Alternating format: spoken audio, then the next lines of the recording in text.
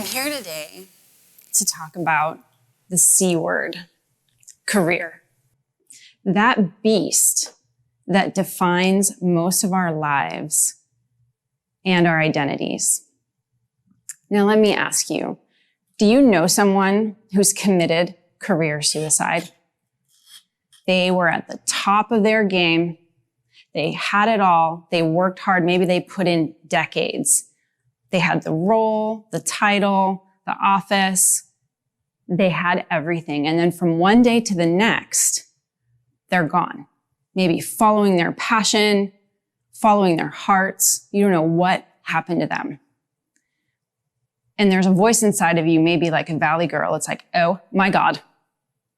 Oh my God. And you go to LinkedIn immediately and you delete the connection because you can't be associated with failure. And then, because you're stalking them on Instagram, because we're all Insta stalkers, don't tell me you're not, you see them a few months later living their best life ever. And it looks like they have this phoenix rising from the ashes, this glorious comeback with a 6-figure online revenue generating business. Maybe they're a YouTube star. Maybe they have 5 books. They're on Oprah, or they're VC backed with the next big unicorn on the way. And that is the stereotypical success story, the poster child of leaving your miserable corporate job to pursue your passions and succeed. Or do you know someone who left their career and then completely crashed and burned? They went so far off the rails that your valley girl is like, I knew it. Go to your LinkedIn and you delete your second connections because you need like at least 2 degrees of separation from complete embarrassment. Whatever happens to that person, the person who leaves it all with the best intentions, with passion in their heart, and just doesn't make it. Well, let me tell you, because I am that person. I made a huge leap of faith. I was at the top of my career. I was an executive, leading female executive in the fintech industry, somebody who helped define that industry. And I left to pursue greater meaning and purpose. And when I took that leap of faith, I fell flat on my face.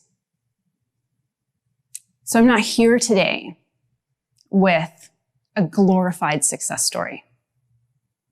I'm here with a humble and glorious return to empowerment, the path to self-mastery. I'm here to challenge the idea that there is such a thing as a wrong choice. I'm here to instigate the force in you that knows that you know what you want.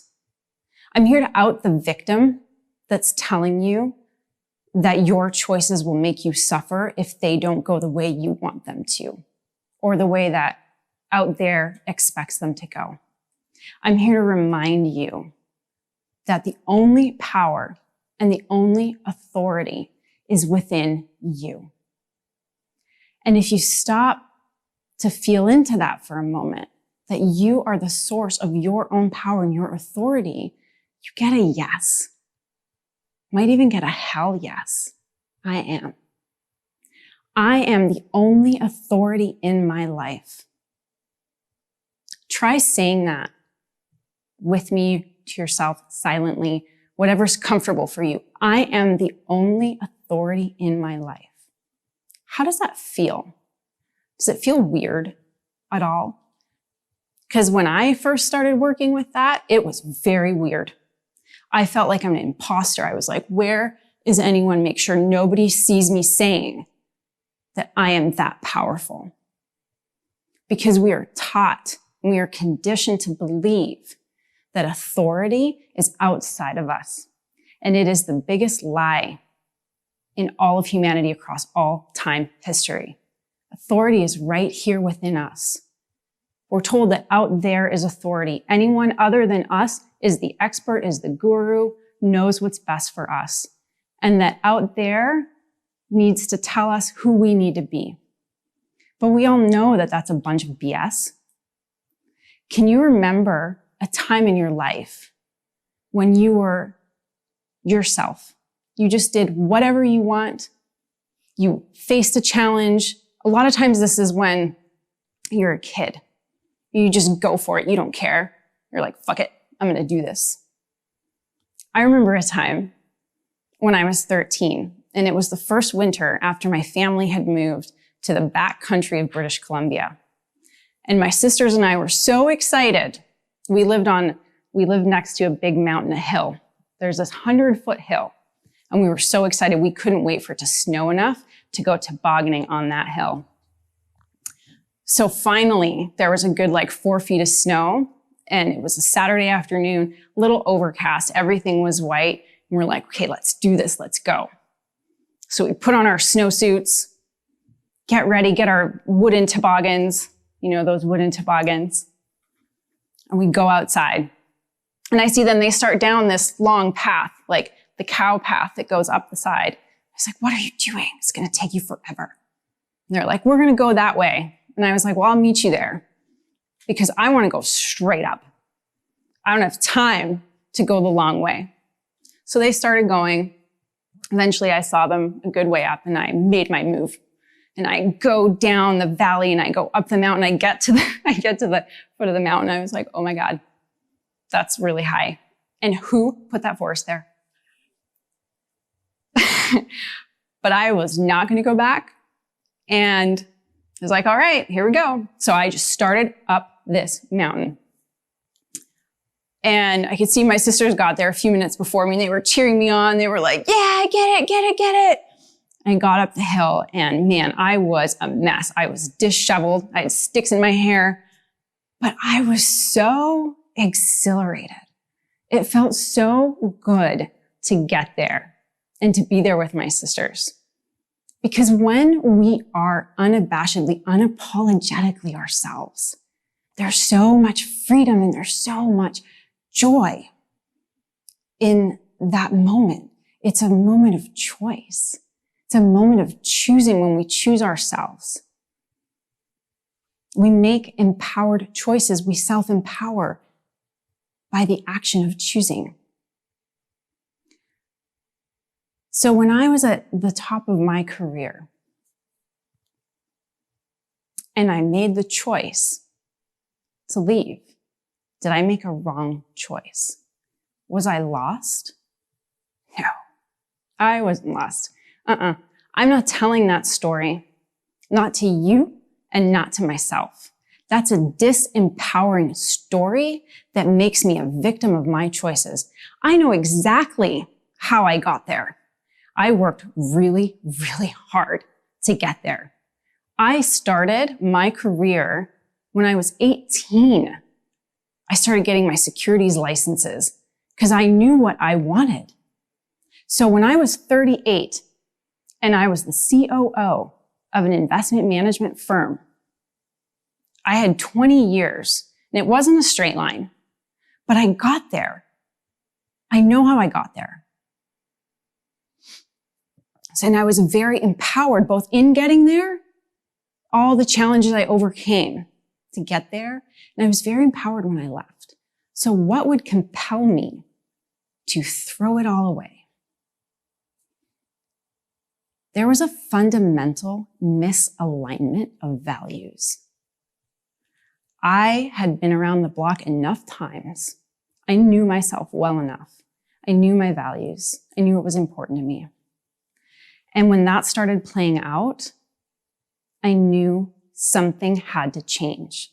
And for the first time in my career, instead of killing myself to make it work, to build someone else's dreams, someone else's company. I spent the last 10 years of my career launching other people's companies and dreams. It was time to do something for myself. And where my ego, I have a great relationship with my ego. I make fun of it all the time. It was all like, oh yeah, look at me. I'm not a COO. My soul was like, oh my God. Oh, yawn, golf club. It's time for more. There's more. It's about you. So I was like, okay, fuck it. Let's go. And I jumped. And I had so much passion, so much enthusiasm because I wanted to give back. There was something inside of me that was like, there's more for you to do. There's more. It's not about you. Except nothing that I did for 6 months as I tried to build my own company, my own brand, my own self, whatever this was that I was looking for, that I wanted to express, nothing worked. Nothing worked the way I wanted it to work. There are 4 foundational elements to self-mastery. 1 is choice, choosing. The 2nd is commitment, committing to that choice, which always means committing to yourself. And those 2 things I was pretty good at. Like I had those things down. It's the other 2 that I was so at. And it's the other 2 that power the first. Letting go and trust. And I had a lot to learn about letting go and trust.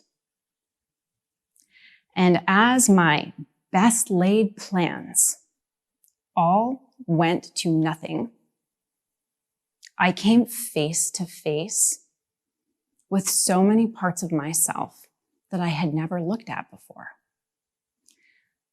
But I also took an approach that was more representative of this who I was than who I said I was going to go be. It had to look like a very successful business. I had to rise like a phoenix from the ashes and show up with my best life ever. It had to work. My life depended on it. Except it didn't. Partly it did because I needed income, obviously. But mostly it was my ego that depended on it. It was my ego that wanted the success and the identity this ego had created, because the ego serves a very fundamental purpose. It's a sophisticated psychological mechanism that builds identities over and over and over again to keep us, quote unquote, safe. It scans the environment, it scans the world, it scans people, it scans everything, and it says, okay, I'm going to be this will keep me safe, let's stay here. And when it gets comfortable in that identity, it won't budge. So when I took this jump over here, and I came over here, what I did wasn't so much killing something off. It was like a timeline jump. I closed a loop of this career that I really wanted, and I got there. And I made this jump into this new life. Except my ego was still stuck. 2 nasty little claws stuck in this old identity, and it couldn't let go of the successful businesswoman that I had to be.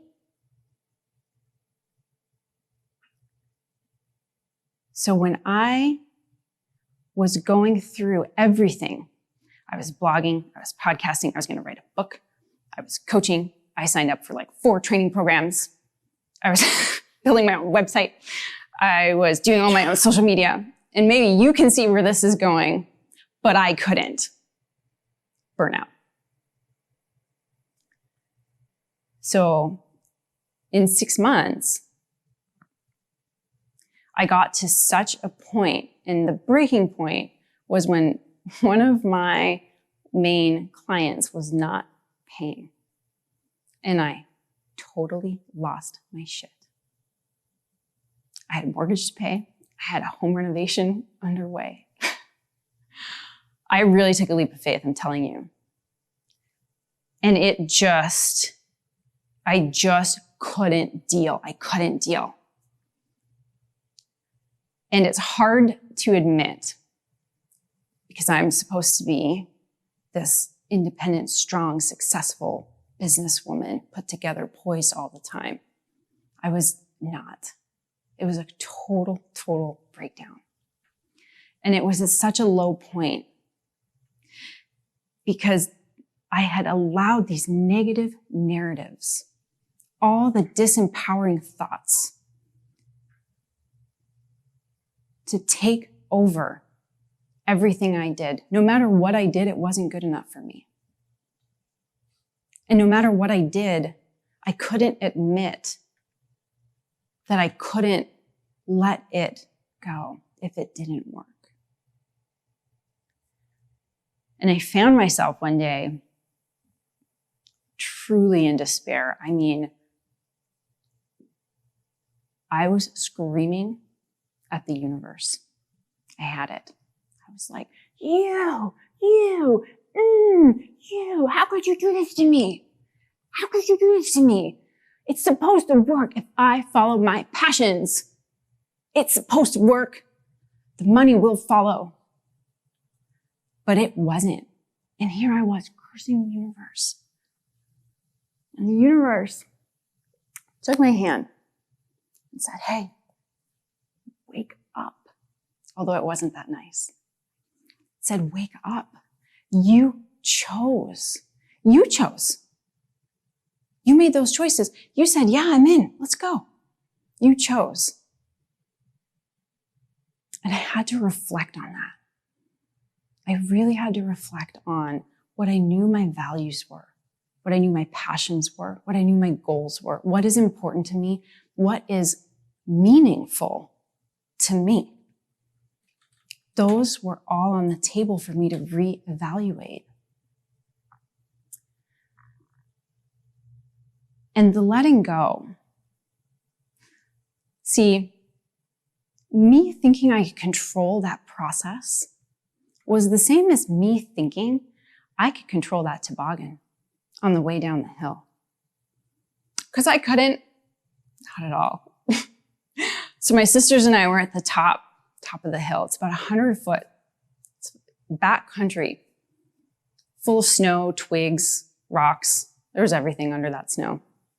We're like, okay, one sister on one side of me, one sister on the other side of me. We're like, we're ready? Like, yeah, let's do this. So we go 70 degree incline down this backcountry hill. Now, you can't see anything but snow. You're eating snow because you're going so fast and you're laughing and you're freaking scared because you're like, oh my God. And you're like, you're eating snow and you're seeing snow and it's like super bumpy. Somehow you get to the bottom. Somehow we got to the bottom. We all like pop up like gophers. You okay? Yeah, got it. Now legend has it, if you ask my sisters, that I ran one over. Camila specifically. She says I ran her over. I don't know. I couldn't see. I was eating snow and it was bumpy all the way down. But she made it. She was fine. She's good. If I had taken the same approach to what I had jumped into, joy and enthusiasm, I might have enjoyed the ride. Now, I didn't take anyone out on that jump, except for my ego. My ego got run over. My ego got pummeled over and over and over again. What I was learning, what I learned, was that I was in a dark night of the ego, not the soul. My soul is good. It was my ego. Hence the relationship I have with my ego now. And the letting go and the trusting that you're going to get to where you're going might not look like what you want it to look like. Your expectations are the mother of discontent. If you're discontent or disappointed, check your expectations, check your 6. It's your expectations that don't match with actual reality and you can't deal. And I don't know if this is true for you or you've had these moments in your career where you get somewhere and you're like, but it's supposed to look like this. And you can't let go of what it actually is. And we hold on We hold on really tight. This letting go is very, very important. When you're holding something so tightly, there's no room. When you let go, you open to receive. When you're like this, you can't. When you're like this, you can receive. But we don't like to let go. We like to hold on. When I finally let go, I let go of everything in that moment with the universe, and I went into that deep space of reflection. I said, okay, I kind of did for me the unthinkable. I gave up. In a way, I gave up. I was like, take it. Just take it. I'm done. I'm done fighting. I don't know. Just take it. But I knew what my values were. I knew what I wanted. And I also knew that I was dealing with my old friend, pride. The pride that wouldn't allow me to admit that actually being a solo internet entrepreneur wasn't for me. It wasn't. It's not what I wanted to do. Maybe that's why nothing was really working. But my heart was like, no, there's more. And this is one of the most incredible things that's ever happened to me in my life. Because I was not one to believe in such things. 3 days after my breakdown with the universe, I got a call from a business acquaintance, somebody that I had known for a few years and always really respected, one of a few partners in a small private equity firm. And he said, I'm going to be in LA next week. Do you want to catch up? And I said, sure. I'd always really loved the way they did business. So a few days later, we're taking our meeting, walking the boardwalk in Venice, as you do in LA. You take meetings on the beaches, is what you do. And we're talking. He's like, oh, what are you doing? What are you up to? And I was, I'm so busy. Because of course, I'm really busy. I have all these things going on. I still believe somewhere inside of me that there's more I want to do. And I had to look really busy. It's like, I'm really busy doing all this stuff. And he's like, that's too bad. He's like, that's a problem. And I said, why? I said, well, I was sent to hire you. And I was like, what? What are you talking about? I'm unemployable. I have a 2-hour meditation practice. I go to yoga every day. I don't check my emails before 10. I'm unemployable. I was not thinking ever of going back to work because I had associated all of that with an identity that I wanted to be done with. But what was really going on was not about the leaving, it was about the aligning. So the more I talked to him and his partners, the more I realized there was incredible alignment with our values. And truth be told, I missed business. I really like it. I'm good at it. I've always believed in financial empowerment for myself and for others. So in thinking about choice, in thinking about committing to a choice, is there a wrong choice? We assign meaning to choice, right or wrong, good or bad. Choice in and of itself is neutral. And I learned so much about this letting go because that partnership where I'm at now, back in finance, is the best job ever. And it's not even a job, it's my life, it's my lifestyle. And it's actually given me, in a way, what I was always seeking. When I made that jump, I wanted to do something to give back. And me standing here today is because of that. I never had it in my business plan to be speaking or facilitating in companies. It never even occurred to me. But within a couple of weeks of the walk and the private equity group, I got a call from the leading fintech conference asking me to lead their track on diversity and inclusion. And from there, I got my first corporate client doing leadership facilitation. And that was never part of the plan. Trust. It's like making a snow angel when you just like drop, and you just have to trust. And this is not just trusting a higher force, because sometimes we can give our power away to this idea that there's something else that's going to come and save us. But it's trusting yourself, because that relationship that called me was one that I had built for many years. And the personal work that I was doing, the space that I had given myself over all those months of trying to build this business that was not meant to be, was a very deep understanding of what my values were. And we were so aligned with this group that they wanted me to continue doing what I set out to do.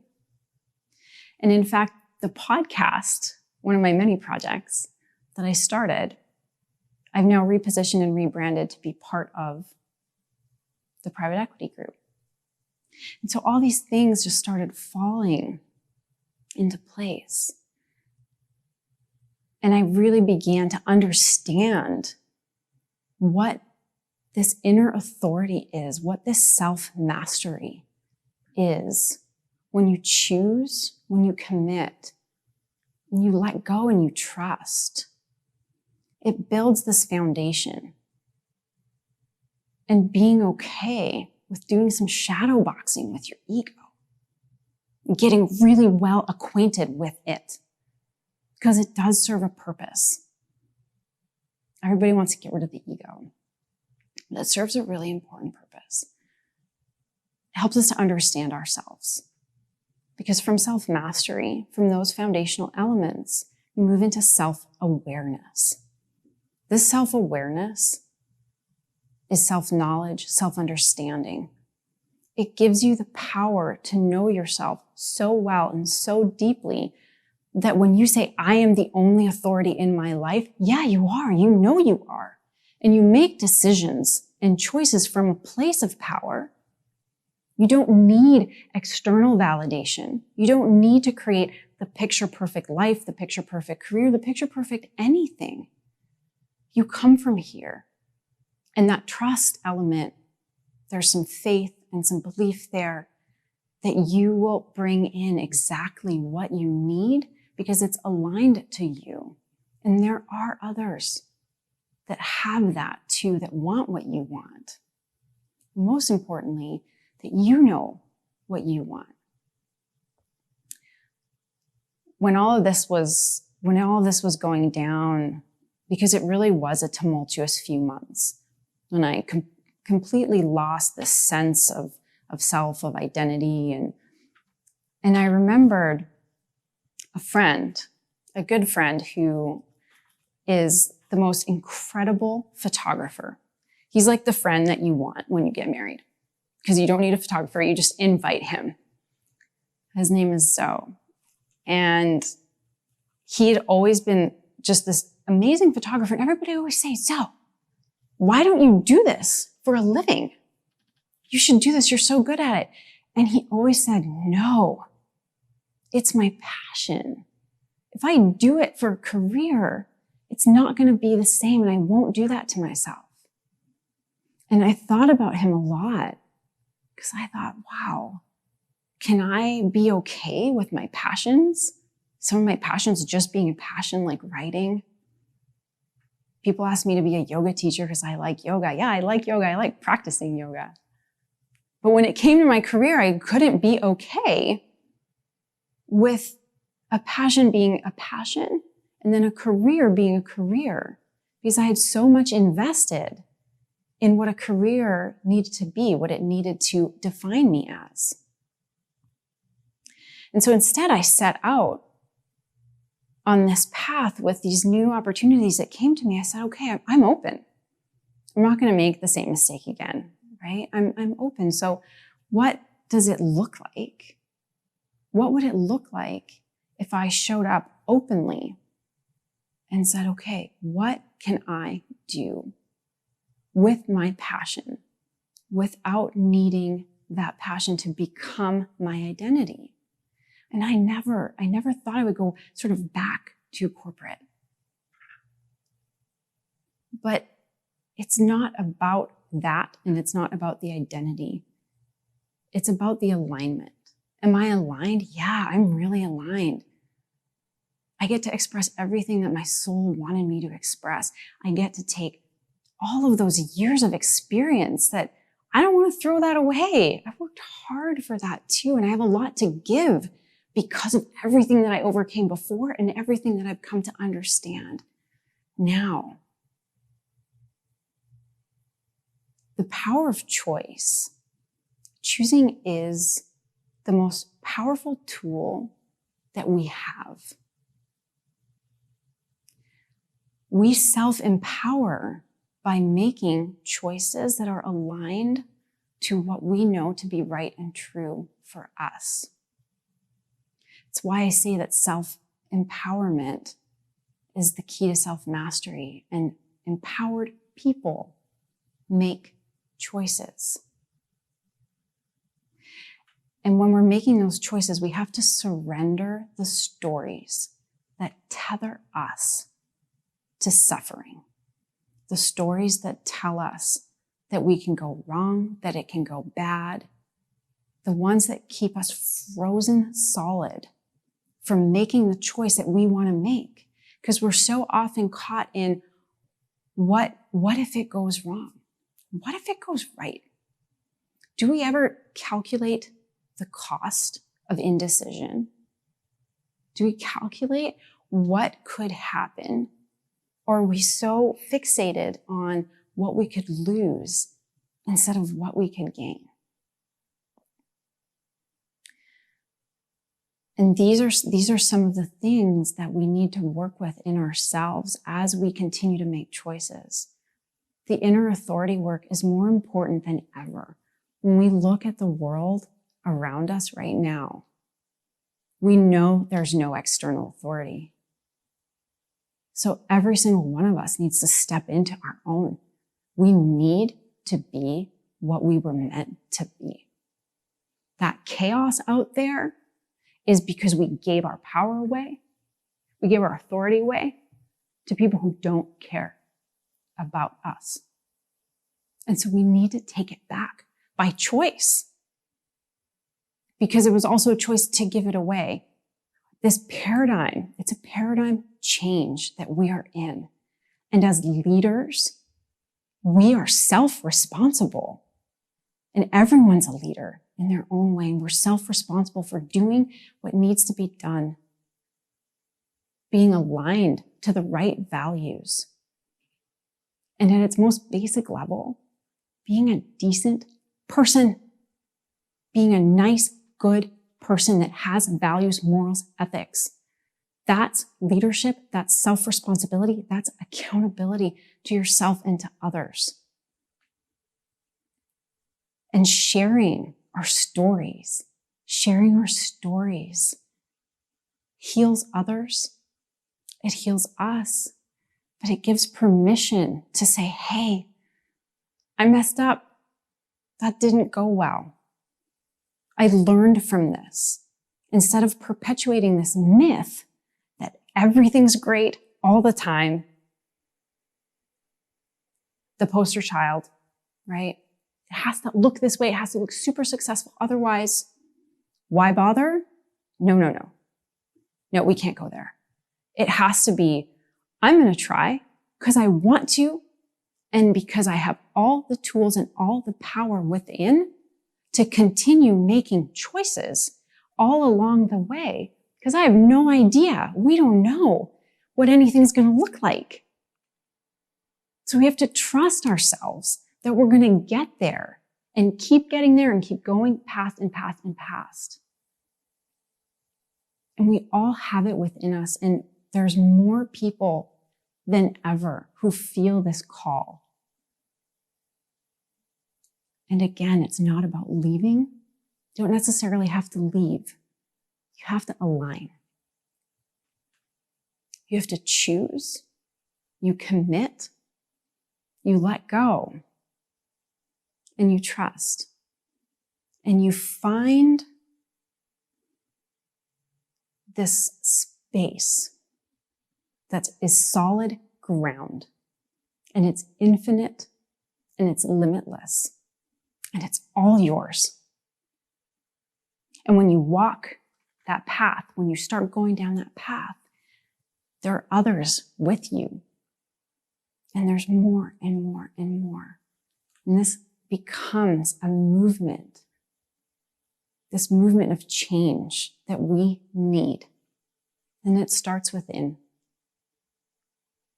It starts by saying, I am the only authority in my life. You know what else I really like about the word authority? The root word is author. You're the author of your life. You get to tell the story. So are you going to tell a disempowering story, the victim of my choices? Or are you going to tell an empowering story? I did that. I made it. I survived. I'm a little disheveled. I might have sticks in my hair. I might have a few bruises. Ran over my sister. But I made it. And I'm going to keep going because I know I can. So now you know someone who committed career suicide, who crashed and burned, and who rose from the ashes. By choosing, committing, finally letting go, and trusting. I'm here because of those choices. I'm here because I know that empowerment is within you and that life presents a series of infinite moments of choice. So when you make that choice,